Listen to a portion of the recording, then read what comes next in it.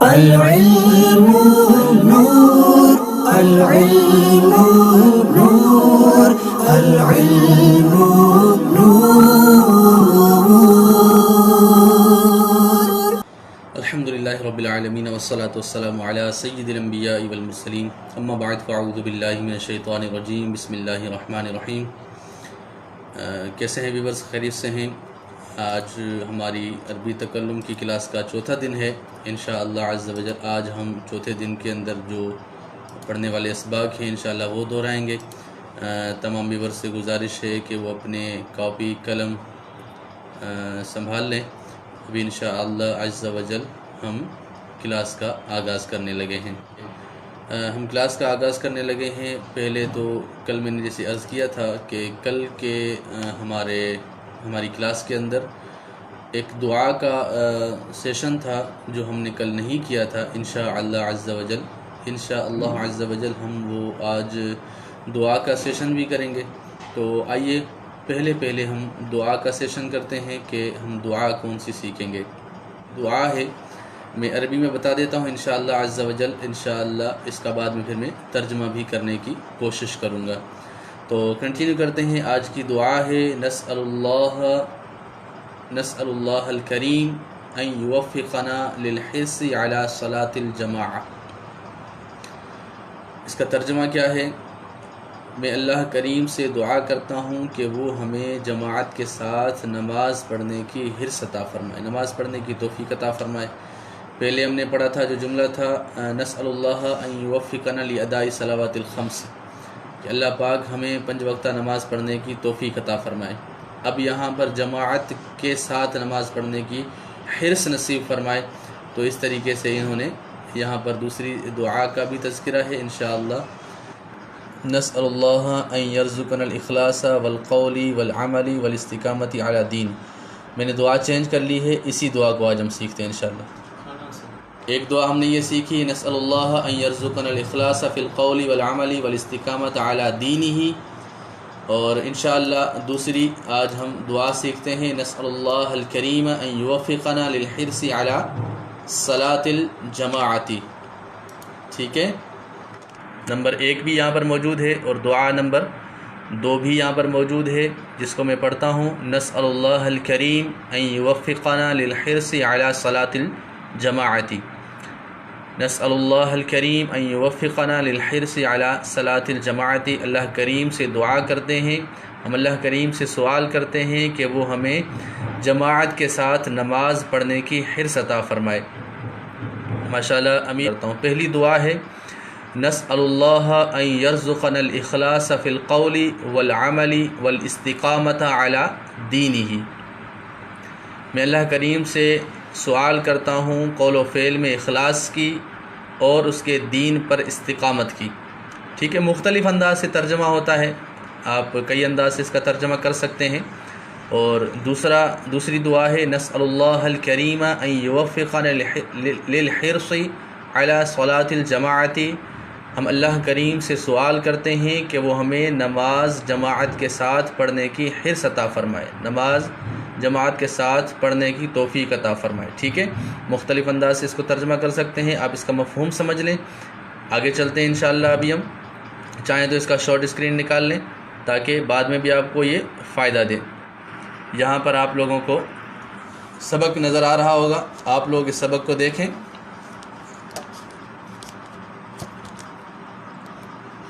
جی، احمد سوال کر رہا ہے این تسکنو. احمد کیا سوال کر رہا ہے؟ این تسکنو.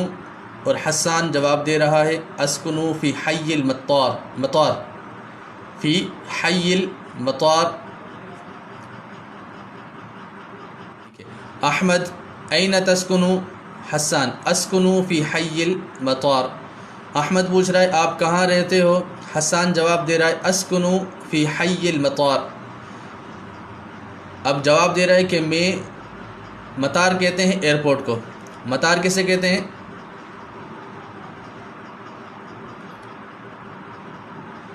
اچھا، یہ پوچھ رہے ہیں کہ حسان کہہ رہے ہیں کہ میں ایئرپورٹ والی گلی میں رہتا ہوں. حی کہتے ہیں گلی کو، حیٌ اگر آپ مفرد لکھنا چاہتے ہیں جیسے آپ اپنے نوٹس بنا رہے ہیں مفردات کے، تو یہاں پر کیا کہیں گے؟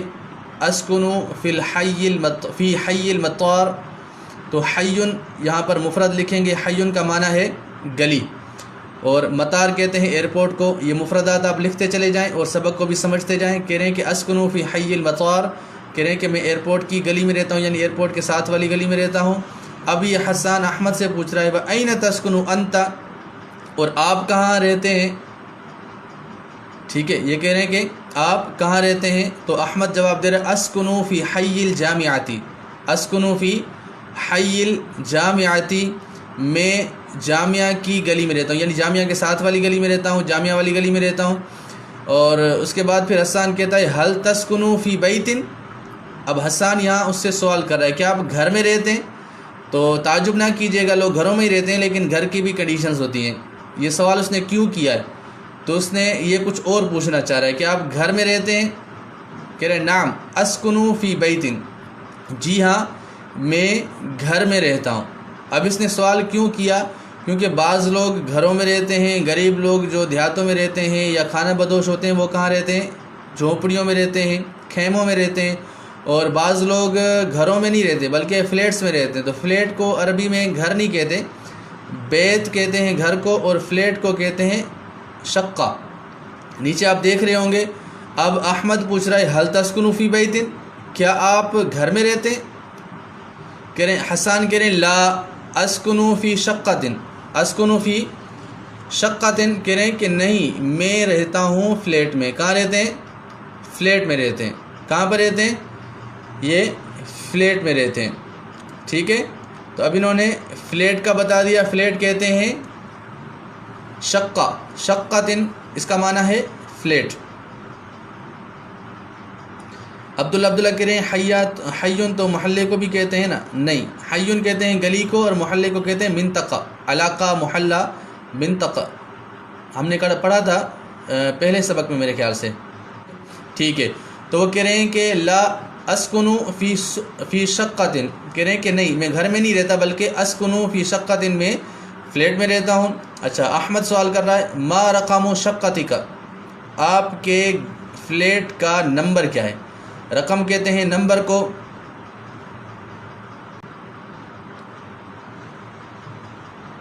ٹھیک ہے، شقہ کہتے ہیں فلیٹ کو اور رقم کہتے ہیں نمبر کو۔ ما رقم شقتک، آپ کے فلیٹ کا نمبر کیا ہے؟ حسان پوچھ رہے ہیں ما رقم بیتک، انہوں نے پوچھا تھا ما رقم شقتک، آپ کے فلیٹ کا نمبر کیا ہے؟ اب حسان پوچھ رہے ہیں آپ کے گھر کا نمبر کیا ہے؟ ما رقم بیتک۔ ایک حوار ہم نے مکمل کیا ہے، مختصر سا حوار تھا، چھوٹا سا تھا، بس اس میں اتنا پوچھا ہے کہ آپ کہاں رہتے ہیں، گھر میں رہتے ہیں، آپ کے گھر کا نمبر کیا ہے، ٹھیک ہے۔ اگلا حوار پڑھتے ہیں، ٹھیک ہے، توجہ سے دیکھیں۔ المستاجر المؤجر، المستاجر المؤجر، السلام علیکم ورحمۃ اللہ وبرکاتہ، جواب دے رہے ہیں وعلیکم السلام ورحمۃ اللہ وبرکاتہ۔ یہاں پر سوال ہو رہا ہے اریدو شقۃً، مستاجر کسے کہتے ہیں؟ جو اجارہ کر رہا ہوتا ہے، جیسے اب وہ مؤجر یعنی کہ جو اجارے پہ کوئی چیز دینے والا ہے اس کو مؤجر کہیں گے، اور جو کوئی چیز اجارے پر، کرائے پر جو چیز لینے والا ہوگا اس کو ہم کیا کہیں گے؟ مستاجر، اجارہ پر کوئی چیز لینے والا۔ اب مستاجر آیا ہے مؤجر کے پاس، وہ کہتا ہے کیا؟ اریدو شقۃً، اریدو شقۃً من فضلک، میں فلیٹ چاہتا ہوں، یعنی مجھے ایک فلیٹ چاہیے، برائے مہربانی مجھے ایک فلیٹ دے دیں۔ مختلف انداز سے اس کے ترجمے کیے جا سکتے ہیں، اگر لفظی ترجمہ کریں تو اس کا لفظی ترجمہ ہوگا اریدو شقۃً، میں فلیٹ چاہتا ہوں، من فضلک، آپ کی مہربانی کے ساتھ، یعنی یوں کہہ رہا ہے کہ آپ کرم فرما کر مجھے آپ مہربانی فرما کر مجھے ایک فلیٹ کرائے پر دے دیں، ٹھیک ہے۔ مؤجر کہہ رہا ہے لدینا شقۃ جمیلۃ، لدینا شقۃ جمیلۃ، اب وہ اپنے فلیٹ کی تعریف کر رہا ہے کہ میرے پاس الحمدللہ، ہمارے پاس، لدینا ہمارے پاس، لدینا لدیہ ہم نے پہلے بھی سیکھا تھا جملوں کے اندر، لدیہ کا معنی کیا ہوتا ہے؟ لدیہ میرے پاس، لدینا ہمارے پاس۔ اب وہ اپنی طرف نسبت کر کے کہہ رہا ہے کہ لدینا شقۃ جمیلۃ، لدینا شقۃ جمیلۃ، مستاجر کہہ رہا ہے کہ کم غرفتن فی شقۃ فی الشقۃ، کم غرفتن فی الشقۃ، کہہ رہے ہیں کہ فلیٹ کے اندر کتنے کمرے ہیں، یا یوں کہیں کہ فلیٹ کتنے کمروں پر مشتمل ہے، فلیٹ کتنے کمروں پر مشتمل ہے۔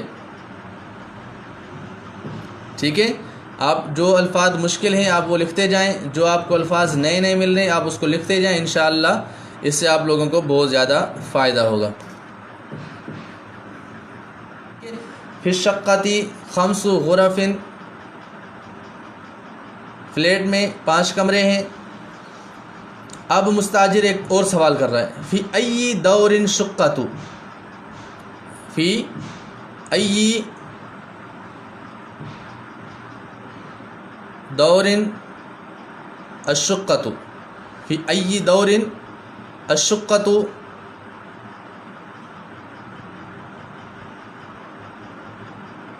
یہ کہہ رہے ہیں کہ فی ای دور الشقۃ، کہہ رہے ہیں کہ فلیٹ جو ہے وہ کون سے فلور پر ہے، دور کہتے ہیں فلور کو، کون سے فلور پر ہے،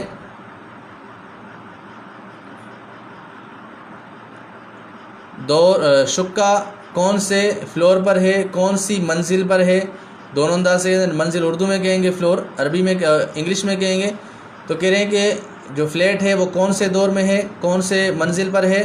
الشقۃ فی الدور خامس، فی الدور الخامس، کہہ رہے ہیں کہ تاجر کہہ رہا ہے کہ ارید مشاہدۃ الشقۃ، اب مؤجر نے اپنے فلیٹ کی ساری چیزیں اس کو بتا دی ہیں، زبانی کلامی سارا کچھ ہو چکا ہے، تو اب یہاں پر کہتا ہے ارید مشاہدۃ الشقۃ، مؤجر کہہ رہا ہے ہذہ ہی الشقۃ، یعنی اس نے پہلے مطالبہ کیا تھا میں نے دیکھنا ہے، تو اب وہ اس کو فلور میں 5ویں فلور پر پہنچ چکے ہیں اور وہ اندر شقہ یعنی فلیٹ میں پہنچ چکے ہیں، تو اب مؤجر کہہ رہا ہے ہذہ ہی الشقۃ، ہذہ ہی الشقۃ، یہ ہے فلیٹ، لو جی دیکھ لیں یہ ہے فلیٹ، کہہ رہے ہذہ شقۃ جمیلۃ، ہذہ شقۃ جمیلۃ، یہ فلیٹ خوبصورت ہے، یہ فلیٹ خوبصورت ہے۔ ٹھیک ہے، تو آج کا سبق ہم نے 2 چیزیں پڑھی ہیں، چونکہ پہلے گھر کا اور فلیٹ کا تذکرہ ہوا تھا، پھر اسی پر ہی ہم نے سیکھا کہ فلیٹ کسے کہتے ہیں اور گھر کسے کہتے ہیں، دونوں چیزیں ہم نے آج سیکھی ہیں، اور فلیٹ کی اوصاف وغیرہ بھی سیکھی ہیں۔ آج ہمارے جو نئے الفاظ تھے، نئے الفاظ کے اندر ہم نے آج مستاجر سیکھا، مؤجر سیکھا، فلیٹ سیکھا، دور سیکھا اور شقہ سیکھا، مشاہدہ، مشاہدہ کہتے ہیں دیکھنے کو، مشاہدۃ الشقۃ، ہم نے ان چیزوں کو آج کے سبق کے اندر سیکھا ہے۔ تو آج کے سبق کی آپ زیادہ سے زیادہ پریکٹس کریں، اور جتنی زیادہ پریکٹس کریں گے انشاءاللہ اتنا ہی زیادہ آپ لوگوں کو اس سے فائدہ حاصل ہوگا۔ تو انشاءاللہ ہم آگے چلتے ہیں۔ آج ہم سیکھیں گے مفردات۔ کیا سیکھیں گے ہم؟ آج ہم سیکھیں گے مفردات، اور مفردات ہم کون سے سیکھیں گے انشاءاللہ؟ آج چونکہ گھر اور فلیٹ کے حوالے سے ہمارا سبق تھا، تو میں کوشش کرتا ہوں کہ آپ لوگوں کے ساتھ مفردات بھی ایسے ہی شیئر کروں کہ جو آپ لوگوں کے گھر یا فلیٹ کے ساتھ منسلک ہوں، تعلق رکھتے ہوں۔ تو آئیے ہم آج پہلا جو لفظ سیکھیں گے، پہلا جو مفرد سیکھیں گے وہ آپ اپنی کاپی پر لکھتے چلے جائیں۔ آئیے ہم چلتے ہیں اپنے مفردات کی طرف۔ پہلا مفرد ہے، جلدی سے لکھتے چلے جائیں، وقت کو بچاتے جائیں، انشاءاللہ پھر ہم آگے کنٹینیو کرتے ہیں۔ نافذۃ، نافذۃ، نون الف فا ذال اور گولتا۔ نافذۃ، نافذۃ کہتے ہیں کھڑکی کو۔ نافذۃ کسے کہتے ہیں؟ نافذۃ کہتے ہیں کھڑکی کو۔ اگلا جملہ ہے، اگلا مفرد ہے ہمارے پاس ثلاجۃ۔ اگلا جملہ یہ حال نہیں ہے، حال ہے، ہا کے ساتھ ہے حال۔ چلتے ہیں تو مروحۃ، یہ مطلقاً اگر ہم کہیں گے تو مروحۃ کا معنی ہے پنکھا، اور اگر ہم کہیں گے مروحۃ السقف، سقف کہتے ہیں چھت کو، سین قاف اور فا، سین قاف فا مروحۃ السقف، مروحۃ السقف چھت کا پنکھا، چھت والا پنکھا بھی کہہ سکتے ہیں، چھت کا پنکھا بھی کہہ سکتے ہیں، ٹھیک ہے۔ اور اگر ہم اس کو دیوار میں کہیں، دیوار میں بھی جو پنکھے لگتے ہیں تو اس کو ہم کیا کہیں گے؟ مروحۃ الجدار۔ اب جدار کی طرف ہم اس کی نسبت کر دیں گے، اضافت کر دیں گے تو ہم کیا کہیں گے؟ دیوار والا پنکھا۔ چلتے ہیں، ہمارا مروحہ بھی ہو گیا۔ نمبر 1 صالہ کہتے ہیں ہال کو، نمبر 2 ثلاجۃ کہتے ہیں فریزر کو، نمبر 3 نافذۃ ہمارا پہلا تھا، اس کو کہتے ہیں کھڑکی، نمبر 4 مروحۃ، ٹھیک ہے، 4 ہمارے مفردات ہو گئے۔ نمبر 5 سلۃ المہملات، سلۃ المہملات، سین لام تشدید کے ساتھ اور گولتا۔ سلۃ مطلقاً ٹوکری کو کہتے ہیں، سلۃ مطلقاً ٹوکری کو کہتے ہیں، اور اگر ہم اس کی اضافت کریں گے مہملات کی طرف، مہملات کہتے ہیں فضول چیزیں، تو فضول چیزوں والی ٹوکری جس کو ہم کہتے ہیں ڈسٹ بین، کچرے کا ڈبہ، کچرے کی ٹوکری، ٹھیک ہے۔ ماشاءاللہ آج کا ہمارا سبق بھی ہو چکا ہے اور آج کے ہمارے مفردات بھی ہو چکے ہیں۔ آج انشاءاللہ ہم مزید، اچھا ہماری دعائیں بھی ہو چکی ہیں، 2 دعائیں ہم نے پڑھ لی ہیں آج، اور آج کے سبق میں ہم نے 5 مفردات سیکھ لیے ہیں، اور آج کے سبق میں ہم نے سبق بھی پڑھ لیا ہے جو ہمارے 2 حوار پر مشتمل تھا، ہم نے 2 حوار بھی پڑھ لیے ہیں ماشاءاللہ۔ آج کے مختصر سے جملے ہیں، چھوٹے چھوٹے جملے ہیں، انشاءاللہ امید ہے جلدی آ جائیں گے۔ آج شارٹ سکھا رہا ہوں انشاءاللہ اسی ٹاپک پر، ابھی آپ اسکرین پر دیکھیں گے، اس ٹاپک پر انشاءاللہ آپ لوگ ایک پورا سبق بھی پڑھیں گے، ٹھیک ہے۔ تو فی الحال میں آپ کو ایک سوال دکھاتا ہوں اسکرین پر۔ الساعۃ، نمبر 1 ہے کم الساعۃ، کم الساعۃ، اس کا ترجمہ امید ہے آپ سب کو آتا ہوگا۔ کم الساعۃ، ساعہ کہتے ہیں گھڑی کو، اور ساعہ کہتے ہیں گھنٹے کو، اور ساعہ کہتے ہیں ٹائم کو، یعنی ساعتن کا جو لفظ ہے یہ مختلف معانی میں استعمال ہوتا ہے، ٹھیک ہے۔ کم الساعۃ اس کا معنی ہے ٹائم کیا ہو رہا ہے۔ ٹائم کو ٹائم پوچھنے کے نا کئی طریقے ہیں، جیسے ما هو الوقت الان، ایک یہ طریقہ ہے۔ کم الساعۃ یہ بھی ایک طریقہ ہے۔ ما هو الوقت یہ بھی ایک طریقہ ہے۔ ما هو الوقت الان یہ بھی ایک پوچھا جاتا ہے اس انداز سے۔ تو انشاءاللہ میں کوشش کروں گا کہ ایک دن ہم ٹائم پوچھنے کے حوالے سے، ٹائم بتانے کے حوالے سے ہم پراپر ایک کلاس سیکھیں گے انشاءاللہ، ٹھیک ہے۔ تو ایک جملہ آپ لکھ لیں، الساعۃ العاشر تماما، الساعۃ العاشر تماما، الساعۃ العاشر تماما۔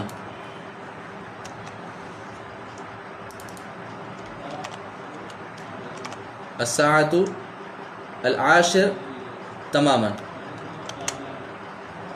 العاشر تماما، ٹھیک ہے۔ الساعۃ العاشرۃ تماما۔ اب تماما یہاں پر کیوں بول رہے ہیں؟ تماما یہ صرف اس لیے آیا ہے کہ آپ لوگ اس چیز کو واضح بیان کرنا چاہ رہے ہیں کہ آپ ایکوریٹ ٹائم بتا رہے ہیں۔ کیا ٹائم بتا رہے ہیں؟ بالکل اوکے، یعنی پورے 10 بج رہے ہیں۔ الساعۃ العاشرۃ، الساعۃ العاشرۃ تماما، الساعۃ العاشرۃ تماما، کیا ہوگا؟ تماما۔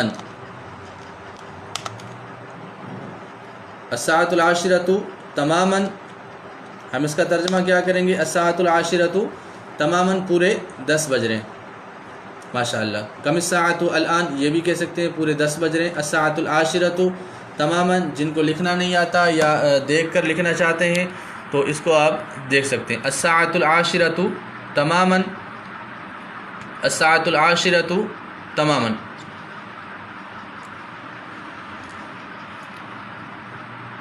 پورے 10 بج رہے ماشاءاللہ، بہت بہترین، زبردست۔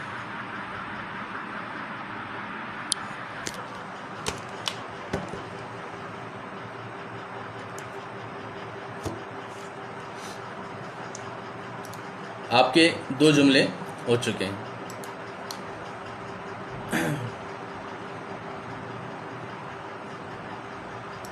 اگلا سوال ہے کم عمر کا، کیا ہے؟ کم عمر کا یعنی آپ کی ایج کیا ہے؟ کم عمر کا یعنی آپ کی ایج کیا ہے؟ آپ کی ایج کیا ہے؟ آپ کی ایج کیا ہے؟ اس کے ساتھ ساتھ میں دوسرا جملہ بھی لکھ لیتا ہوں تاکہ آپ لوگوں کو ایک ہی وقت میں سوال بھی بتا دوں اور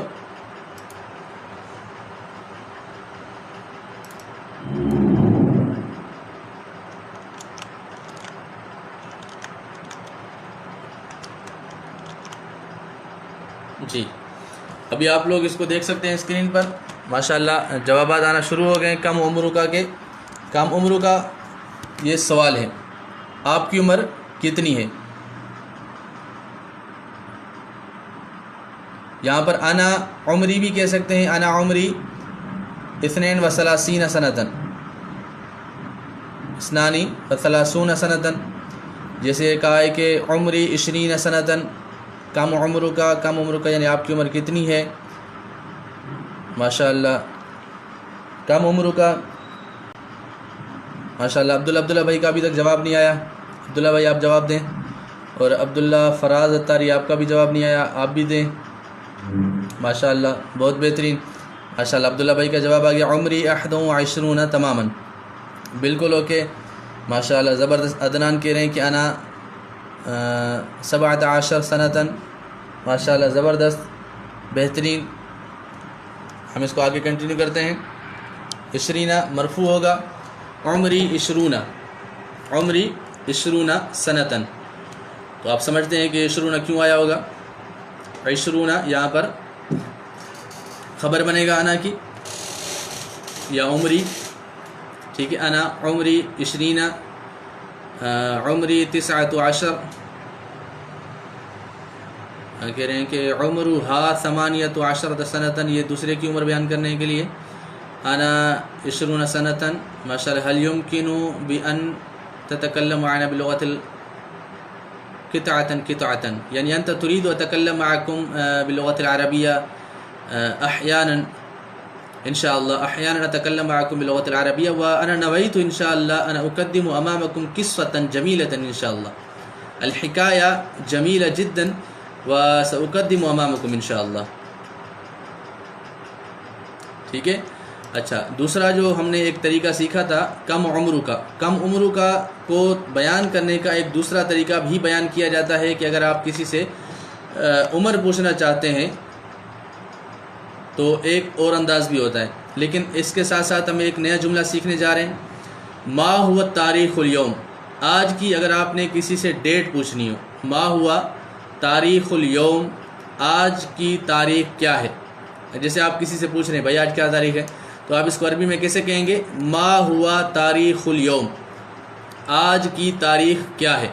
ما ہوا تاریخ الیوم، آپ کیا کہیں گے؟ ما ہوا تاریخ الیوم، ما ہوا تاریخ الیوم، ما ہوا تاریخ الیوم۔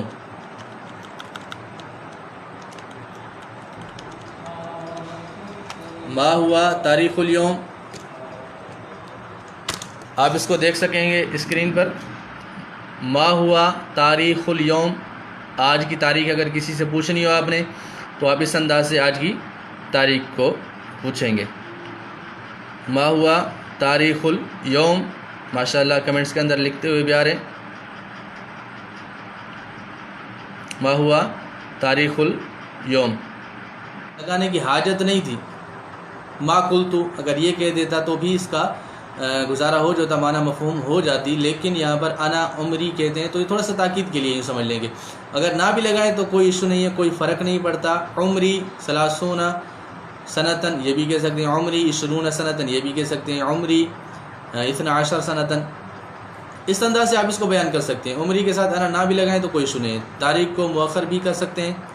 ما ہوا تاریخ الیوم نہیں کہیں گے کیونکہ تھوڑی اضافت ہو رہی ہے یہاں پر، تاریخ ما ہوا تاریخ الیوم، اب یہاں پر الیوم ما ہوا تاریخ، یہاں پر اس انداز سے اس کو اسی ترتیب کے ساتھ جملے کو رکھیں گے تو انشاءاللہ اس کا حسن برقرار رہے گا، اس کا معنی بھی آپ کو جلدی سمجھ میں آ جائے گا۔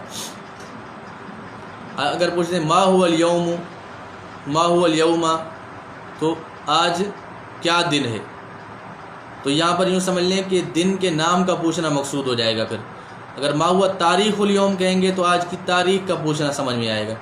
تو یوں جو نا اس معنی میں آپ اس کو لے لیں اور اس کو یاد کر لیں۔ آج ہم نے تقریباً 5 جملے سیکھ لیے ہیں اور کنٹینیو کریں گے 5 جملوں کو، کیونکہ کل آیا تھا کہ جملے تھوڑے کم کر دیں، تو ہم نے تھوڑے سیشن بڑھا دیے ہیں۔ یوں سمجھ لیں کہ ایک سیشن دعا کا ہے، ایک سیشن درس کا ہے، سبق کا ہے، اور تیسرا سیشن ہے ہمارے مفردات کا، اور چوتھا سیشن ہے ہمارے جملوں کا، ٹھیک ہے۔ تو یہ ہم تقریباً 4 سیشن کر رہے ہیں، تو ان 4 سیشن کو ہم کنٹینیو لے کر چلیں گے، اور 5واں سیشن ہے، سیشن تو نہیں ہے بلکہ 1-2 دن ہی ہم اس کو لے کے چلیں گے، کیونکہ ہو سکتا ہے کہ کچھ لوگ ہمارے ملول ہو جائیں، ملول سمجھتے ہیں آپ لوگ، کہ ایسا نہ ہو کہ اکتا سے جائیں۔ تو ہم کوشش کرتے ہیں کہ اس کو اس انداز سے لے کے چلیں کہ آپ لوگوں کی دلچسپی بھی برقرار رہے اور اس کو ہم اچھے طریقے سے پڑھتے بھی رہیں۔ اچھا، تو ہم اس کو آگے پڑھتے ہیں۔ اچھا، میری نیت ہے کہ انشاءاللہ آپ لوگوں کے سامنے دنوں کے نام، مہینوں کے نام، یہ بھی انشاءاللہ ہم عربی زبان کے اندر سیکھیں گے۔ مدنی اصطلاحات بھی عربی میں ہونے چاہیے، جی بالکل انشاءاللہ آپ آخری دن یاد دلائیے گا۔ آخری دن میں انشاءاللہ ہم دعوت اسلامی کی اصطلاحات جو عربی زبان کے اندر ہیں انشاءاللہ وہ ہم سیکھیں گے۔ دعوت اسلامی کی عربی زبان کے اندر اصطلاحات سیکھیں گے۔ آج ایک ہم قصہ شیئر کریں گے، تو میں قصہ انشاءاللہ آپ لوگوں کو عربی میں سناؤں گا، جس کو سمجھ میں آ جائے وہ کوشش کرے اس کو اردو میں انشاءاللہ کمنٹس میں لکھیں گے۔ جاء رجل واخبر جحا بان حماره قد فقد ففرح جحا فرحا شديدا وسجد شكرا لله فقيل له ما لك يا ايها الاحمق، ما لك يا ايها الاحمق اتفرح وقد فقد حمارك، وقد فقد حمارك، فقال له جحا ماذا قال؟ انی اشکر اللہ لانی لم اکن راکبا علیہ والا فقدت له معه، والا فقدت معه۔ ایک بار میں دوبارہ ریپیٹ کرتا ہوں، جس کو سمجھ میں آیا ہے وہ کمنٹس میں لکھیں جی ہاں سمجھ گیا ہوں میں۔ جاء رجل واخبر جحا بان حماره قد فقد ففرح فرحا شديدا، من فرح؟ جحا، وسجد شكرا لله فقيل له ما لك يا أيها الأحمق أتفرح وقد فقر حمارك، فقال له جحا إني أشكر الله، لماذا يشكر الله؟ قال لأني لم أكن راكبا عليه وإلا فقدت معه۔ میں اس کا اردو ترجمہ ہی بیان کر دیتا ہوں تاکہ ان کو تھوڑا سمجھ میں بھی آ گیا۔ کہہ رہے ہیں کہ ایک شخص تھا، اس نے جحا یہ مزاحیہ شخص ہے، اس کا نام ہے، جحا کو خبر دی، کہا کہ اس کا گدھا جو ہے وہ گم ہو گیا۔ تو جحا جو تھا وہ اس پر بڑا خوش ہوا، خوشی کا اظہار کیا اور فوراً سے سجدہ شکر ادا کیا۔ تو لوگوں نے کہا کہ یار تو عجیب بندہ ہے، تیرا گدھا گم ہو گیا اور تو سجدہ شکر ادا کرتا ہے، تمہیں کیا ہو گیا یہ احمق، بے وقوف، تمہیں کیا ہو گیا، تم ہنس رہے ہو، تمہارا گدھا گم ہو گیا۔ تو جحا نے اس کو بڑا خوبصورت جواب دیا ہے، جس کو مزاحیہ طور پر اس کو لیا گیا، اشکر اللہ لانی لم اکن راکبا علیہ، میں اللہ کا اس بات پر شکر ادا کرتا ہوں کہ میں اس پر سوار نہیں تھا، والا فقدت معه، وگرنہ میں بھی اس کے ساتھ گم ہو جاتا۔ تو یوں جو جحا کے قصے کہانیاں بیان کی جاتی ہیں۔ تو انشاءاللہ ابھی میں آپ لوگوں کو اسکرین پر یہ شیئر کروانے لگا ہوں، آپ لوگ اس کو اسکرین پر دیکھ سکیں گے انشاءاللہ۔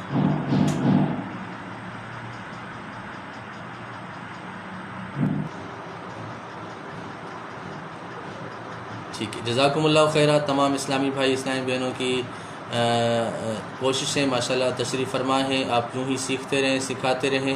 اللہ کریم سے دعا ہے کہ اللہ کریم ہمیں علم دین سیکھنے، اس پر عمل کرنے اور دوسروں تک پہنچانے کی توفیق عطا فرمائے، اور اللہ تبارک و تعالی ہمیں 5 وقتہ نماز کی پابندی بھی نصیب فرمائے۔ جو نماز نہیں پڑھتے ان کو چاہیے کہ نماز کی پابندی کریں، جو نماز پڑھتے ہیں اگر سستی ہو جاتی ہو تو ان کو چاہیے کہ وہ سستی کو ہٹا کر نماز کی پابندی کریں۔ امیر اہل سنت بھی نماز کی تاکید کرتے رہتے ہیں ہمارا رب کریم بھی ہمیں نماز کی تاکید کرتا ہے، تو ہمیں چاہیے کہ مل جل کر ایک دوسرے کو نیکی کی دعوت بھی دیں، نماز پڑھیں بھی، دوسروں کو پڑھانے کی ترغیب بھی دلائیں۔ اللہ کریم سے دعا ہے کہ اللہ کریم ہمیں پیر و مرشد کی غلامی میں استقامت نصیب فرمائے، ہمارا ایمان پر خاتمہ فرمائے، اور یوں ہی سیکھتے سکھاتے علم دین پڑھتے پڑھاتے اللہ کی بارگاہ میں ہم سرخرو ہوں۔ اللہ کریم ہماری ان کاوشوں کو قبول فرمائے، آمین بجاہ نبی الامین صلی اللہ تعالی علیہ وآلہ وسلم۔ العلم نور، العلم